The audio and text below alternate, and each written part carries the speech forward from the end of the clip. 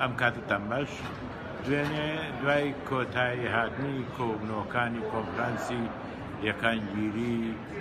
بەرژەوەندیەکان تەلاق المەسالێح لە نێوان حیزبە سیاسیەکانی ڕۆژهەڵاتی ناوەڕاست و شەمالی ئەفریقیا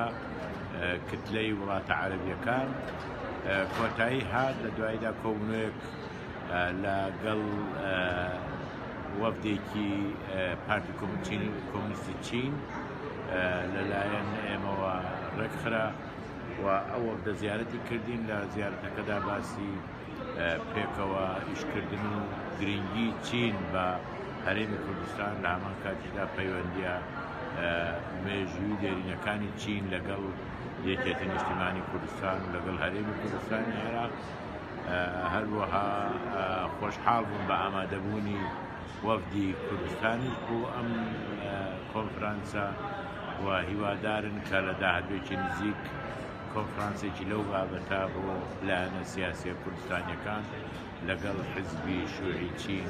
ئامادە بکەن زیاتریش لەوە ئامادەن کە بەرژەوەندیە اقتصادیەکانی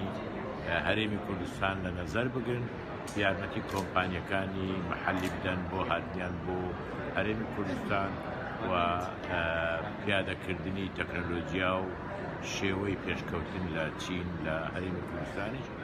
و ئێمە لە کۆبنەوەکەدا باسی ئەومان کرد کە هەرێمی کوردستان لە زۆر ڕۆ پێشکەوتوتر لە بەشی زۆری ئەو وڵاتانی لێرە ئامادەن لە هەمان لە ڕووی اقتصادی و لە ڕووی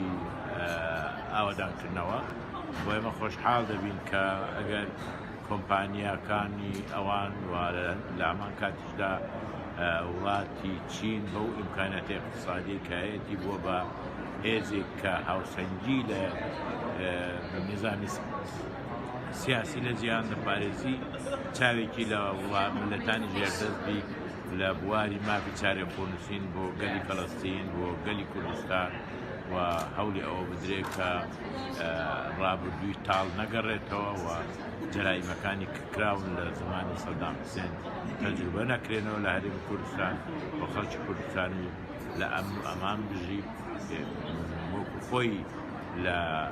ڕێگای هێزی پێشمەرگا لە ڕێگای دامەزراوە تایبەتیەکان بە هاوکاری لەگەڵ کۆمەلگای نوێتەوەی لە شەڕی داعش سەرکەوتوو بوو بۆ شێوەش بەرداوام دەبێت لە پارێزی ئەمن و ئیستیقرار و ئاسایش لە مەنتیقە و ئێمە دەوڵەتی سینی شعبی بە دەوڵەتێکی گرنگەزانین و ئامادەین کە لە بواری لە هەموو بوارەکاندا پێشوازی بکەین لە داخوازیەکانیان